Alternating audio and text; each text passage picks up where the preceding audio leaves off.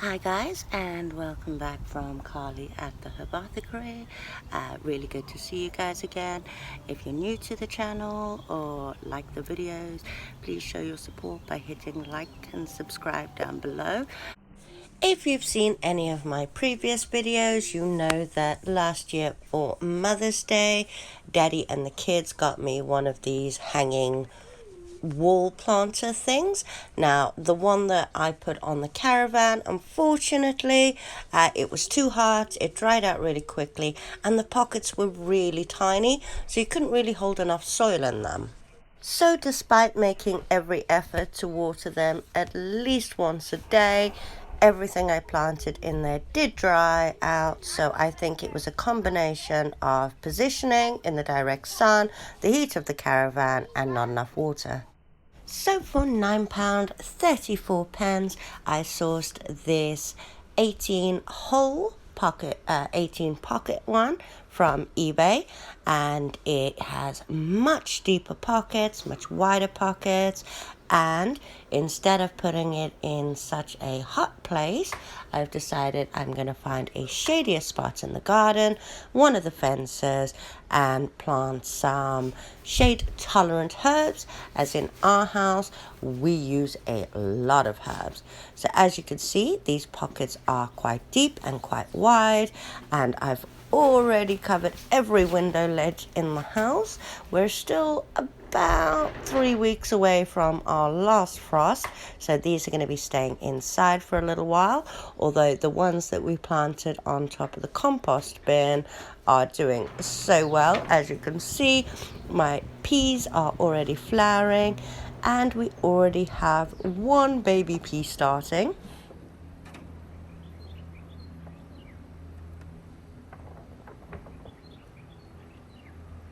So my first task is to find the weapons I will require to mount this. But as you see, I'm not entirely sure I'm likely to find anything I need in Daddy's workshop. It's absolute chaos. Oh, there we go. We found the electric screwdriver. Shh, nobody tell him I'm using it. And I initially thought I'd use this section of the gate, which is right next to the pizza oven that he's making. The gate is, or the fence is a bit flimsy, so I'm not sure it's going to work. But let's give it a go anyway, and once I moisten it and add the soil, we'll find out if it's strong enough. To find two rusty old screws in his workshop, so they'll have to do for now, and I'll fess up and ask him where the rest are hiding when he gets in. But as there's 3 holes at the top, that's absolutely perfect, so I'll just hang it up. Now, one of the issues, oh, my little man with his bubbles, one of the issues I had with the first one I did, like I said, is that it kept drying up. So this time, what I'm going to do is pre-soak the entire thing. So I'm just going to pour the water in and get all the felt nice and moist before I even consider popping anything in.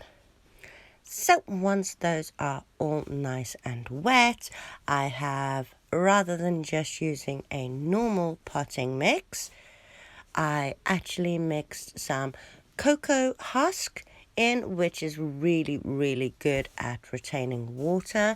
So I've just mixed that in with some normal potting compost, and I'm going to fill each of the pockets, but I'm only going to fill them about 3/4 of the way, because one of the things that I found was an issue with the first one I did on the caravan was if I filled them all the way, when it was dry, the water just basically tipped and ran off it. So, I just got to fill that bubble machine again. And here I have some of the strawberries that I kept in the conservatory and overwintered. I can't find my trowel, so I'm just using a fork to lift them out.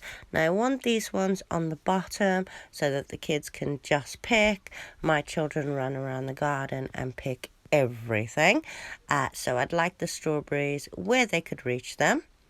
So that first row, I am just going to put these little strawberries in, and I'll keep the others in the front garden, and they won't be able, well, they will be able to access them, but not as frequently, so everything might have a chance to grow. I have about another 15 strawberry plants in the front, and we'll cover that on another video. So I'm just popping those in and backfilling around them, again leaving at least an inch of the pocket so that when I do water them, the water doesn't run straight out and has a chance to soak through. So for the next pockets, I'm just going to, again, 3/4 fill these with my compost and cocoa mix. And I have a selection of herbs, basil, parsley, thyme, oregano, and I have 5 more rows of 3 to go. So I'm just going to, like I said, 3/4 fill these, and then we shall sow our seeds. I decided to do 2 rows of parsley, 2 rows of basil, and then split the top 3 between the thyme, the oregano, and the lemon balm, as we don't use that much of that. I did, however, have to move it to a different fence, the other neighbour's fence, as that one was quite flimsy and it pulled out already. So I've given it one last final soak just to water all those seeds in. The weather is quite nice. It's about 16 today. So everything is crossed that we do not see another frost and everything germinates. But for now, I'm going to get out and enjoy all the beautiful blossoms that are already out of my fruit trees. Hope you guys enjoyed this video. Do give this a go, and hopefully you won't have the same issues I had the first time, and hopefully my new ideas work. I will post again on this in a few weeks when hopefully all those seeds have sprouted.